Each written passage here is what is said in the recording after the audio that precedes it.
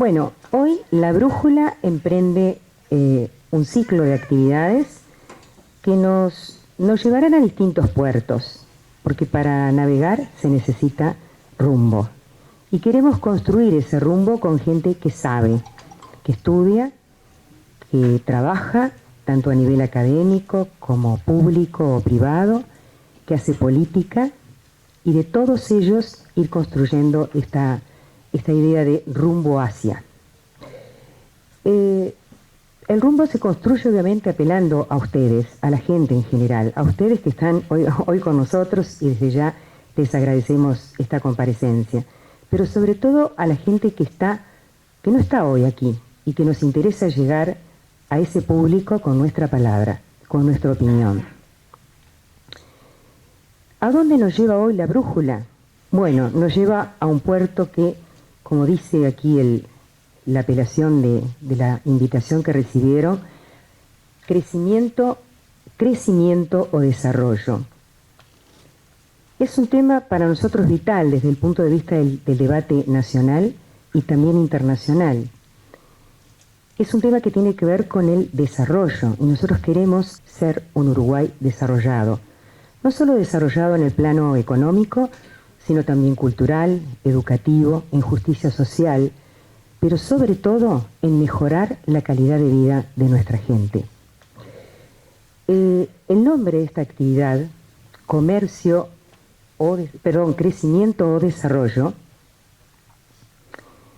tiene que ver, quizás sea una pregunta provocativa, ¿son dos términos equivalentes? ¿Tienen rasgos en común que los definen? ¿O puede ser una dicotomía, diríamos, nada más que eso, provocativa? Hemos trabajado y estudiado un poquito y hemos encontrado que un rasgo en común que hay en los países desarrollados es precisamente, encontramos que todos ellos participan de lo que se llama la economía del conocimiento.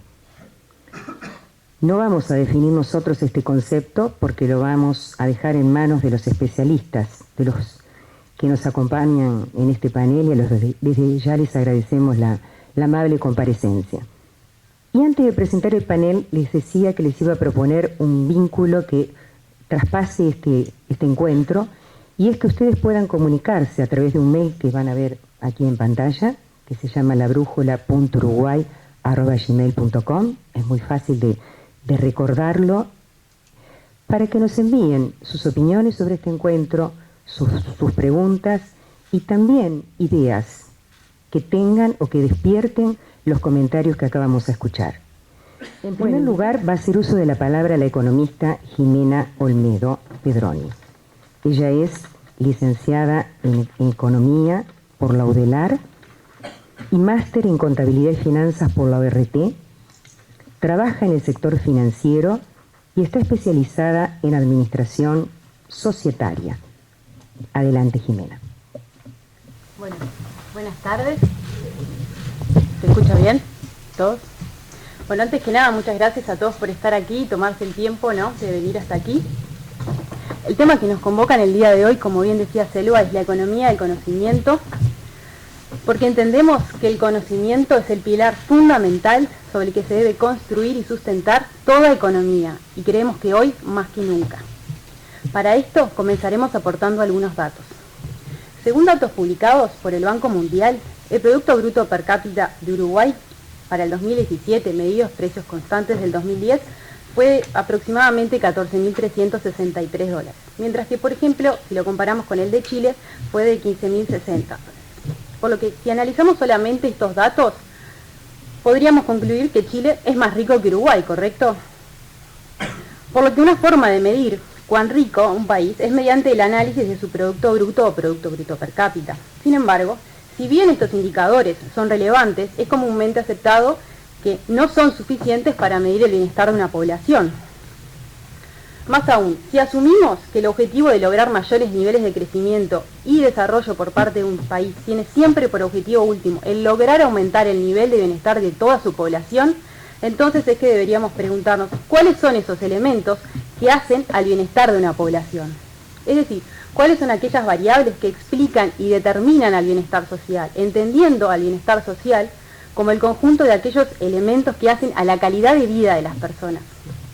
Algunos de estos elementos que hacen a la calidad de vida podríamos decir que son el nivel de renta, el nivel de empleo, el acceso a la salud y a saneamiento, el acceso a agua potable, vivienda digna, entre otros.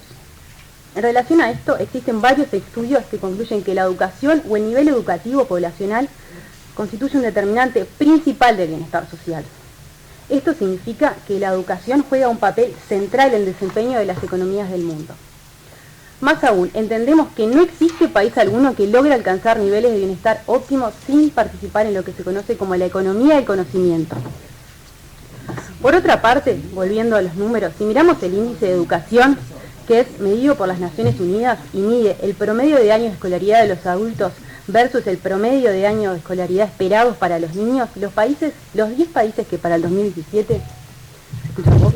Ahí, bueno, como decíamos, los 10 países que tuvieron un valor más elevado del índice de educación para el 2017 fueron Alemania, Australia, Dinamarca, Irlanda, Nueva Zelanda, Holanda, Finlandia. Y nos podríamos preguntar, ¿qué tienen en común todos estos países? Bueno, todos estos países se caracterizan por tener un muy elevado valor del índice de desarrollo humano y un elevado valor de su Producto Bruto. Más aún, todos ellos se encuentran entre los primeros 15 del índice de desarrollo humano. Por lo que podríamos afirmar que parece cierto el hecho de que las sociedades mejor educadas suelen gozar de mayores ingresos, mejores condiciones de salud y bienestar y ser menos propensas al crimen y a los delitos. Dentro de este contexto, la corriente de pensamiento conocida como economía del conocimiento o knowledge economy se define como el uso del conocimiento y por lo tanto de la educación para la generación de valor en una economía. Dicha corriente entiende que el conocimiento es uno de los determinantes fundamentales del desarrollo de la economía. Y más aún, establece que el componente principal de un país que se base en este tipo de economía debe siempre apoyarse en las capacidades intelectuales, es decir, en el capital humano, mucho más que en los recursos naturales que un país posea. Ya que si nosotros analizamos el tema en profundidad, todas las transacciones que ocurren en una economía son el producto de la combinación de conocimientos, ¿cierto? O sea que de otro modo serían los recursos naturales en su estado básico. Por tanto, una sociedad que apueste por este tipo de desarrollo debe invertir constantemente en capital humano, es decir, en talento humano, en formación, en innovación y en aprendizaje. El conocimiento es la puerta de todo, y hoy más que nunca. Si no, corremos el riesgo que nos suceda, por ejemplo, lo mismo que a la empresa Blockbuster, ¿recuerdan? Desaparecer del mapa. Adoptar una economía de conocimiento implica pensar diferente con el propósito de visualizar oportunidades en las que podamos diferenciarnos. Sin embargo, el ritmo de transición siempre debe depender de las características determinadas de cada país. Ahora, no obstante esto, cualquier país que desee transicionar hacia la economía del conocimiento deberá de basarse en 4 pilares básicos. Estos pilares son educación y capacitación. Una población educada y con habilidades es fundamental para la economía del conocimiento. Infraestructura de información. Una infraestructura dinámica de información que incluya y vaya desde la radio al internet que permita facilitar la efectividad de la información. Tercero, existencia de incentivos económicos y regímenes institucionales adecuados. Un entorno regulatorio y económico que permita el libre flujo del conocimiento y apoye la inversión en las TIC y fomente el espíritu empresarial. Y por último, sistemas de innovación. Es necesario crear redes de centros de investigación, universidades, grupos de expertos, empresas privadas y grupos comunitarios que sepan aprovechar el stock creciente de información mundial para poder asimilarlo y poder adaptarlo a las necesidades locales y generar nuevos conocimientos. Ahora, si vamos al caso de Uruguay, que en realidad es lo que nos importa y por lo cual estamos todos aquí hoy, respecto al índice de educación, Uruguay para el 2017 se posicionó en el puesto número 67 del ranking, es decir, dentro del promedio. Con respecto al valor del IDH, se posicionó en el puesto número 55, por lo tanto, nuevamente en el promedio. Entendemos que estos valores simplemente no son suficientes para obtener los niveles de bienestar óptimos que mencionamos para todos.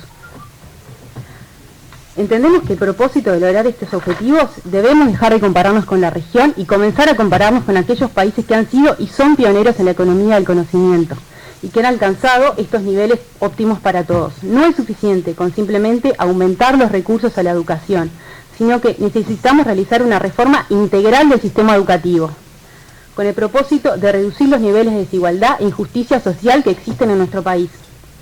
Para esto es necesario lograr una formación de calidad que incluya y vaya desde el manejo de las tecnologías y los lenguajes del mundo de hoy y promueva la innovación. Debemos apuntar a la formación y capacitación adecuada de nuestros profesores, maestros y docentes, a que las distintas instituciones cuenten con la infraestructura y el equipamiento adecuado. Nuestro objetivo debe ser duplicar o incluso triplicar la cantidad de personas que egresan de la educación terciaria, mediante, por ejemplo, la implementación de programas como los sistemas de formación dual o centros de formación profesional, que han sido y son tan exitosos en países como Austria, Suiza, Alemania o incluso Chile. A través de la educación debemos ser capaces de avanzar en todos los sectores de la economía. El sector industrial, agrícola, ganadero, servicios, nuevas tecnologías, medio ambiente, etcétera, todos. Pero para esto debemos cambiar nuestro sistema educativo, que fue muy bueno a inicios del siglo XX, pero al día de hoy no nos deja avanzar y nos paraliza y pone en juicio nuestra sustentabilidad a largo plazo. Debemos apuntar, por último, a un Uruguay en el que el conocimiento sea nuestro activo principal. Debemos apuntar a esto. Y finalmente, citando a Sócrates, que ya en su momento lo supo ver, solo hay un bien, el conocimiento, y solo hay un mal, la ignorancia. Muchas gracias.